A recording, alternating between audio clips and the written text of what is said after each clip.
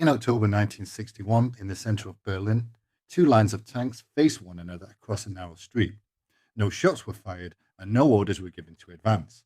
But for several hours, the Cold War stood on the edge of something far more dangerous. That place was Checkpoint Charlie. Welcome to History Unpacked. If you enjoy the content, consider subscribing. We post every week and we welcome any feedback. To understand what happened there, one must begin with Berlin itself. At the end of the Second World War, Germany was divided into zones controlled by the victorious powers. Berlin, though located deep inside Soviet controlled territory, was also split into sectors. The western half fell under American, British, and French control, the eastern half by the Soviet Union. This arrangement was never stable. By the late 1940s, tensions between former allies had hardened into what would become known as the Cold War. Berlin became the most visible point of that division. On one side stood a capitalist democratic system, on the other, a socialist state aligned with Moscow. And for a time, people could still move between the two. Many chose to leave. And by the late 1950s, East Germany was losing thousands of citizens, workers, professionals, and young people who crossed into West Berlin and did not return. In August 1961, that movement was brought to an abrupt end. Barbed wire appeared overnight. Streets were cut in two. Within days, concrete followed. The Berlin Wall had begun. Checkpoint Charlie was not the main crossing in Berlin, but it held a specific purpose. It was designated for Allied military personnel, diplomats, and foreign nationals.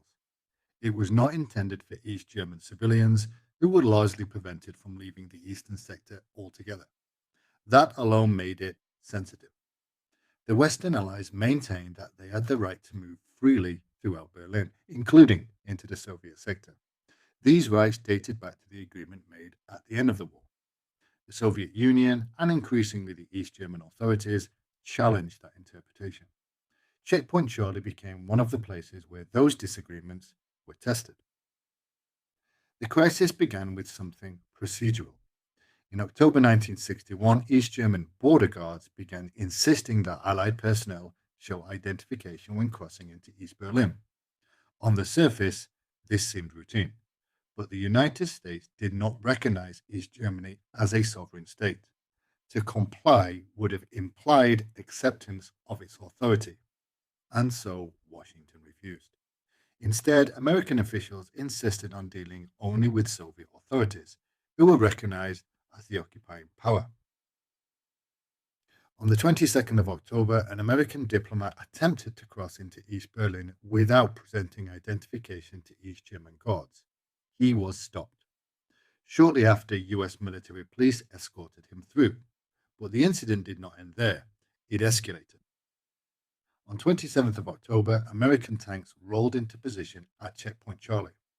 They did not advance any further, they just waited.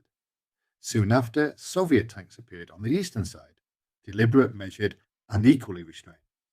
They faced one another across a short stretch of road. Little more than 100 meters separated them.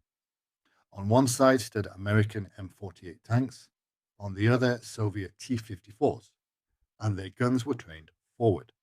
Behind them stood two nuclear powers.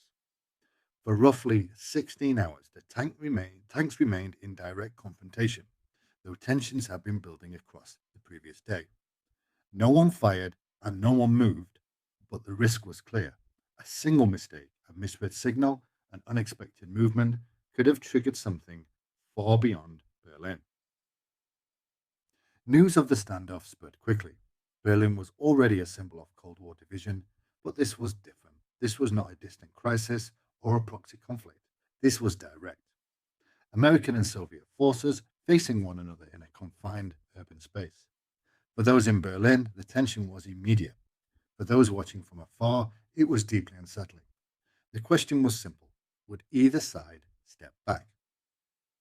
There were no public negotiations at the checkpoint itself. Instead, messages moved through back-channel intermediaries. John F. Kennedy and Nikita Khrushchev did not meet face to face, but both understood the stakes. Neither side wanted war over a checkpoint.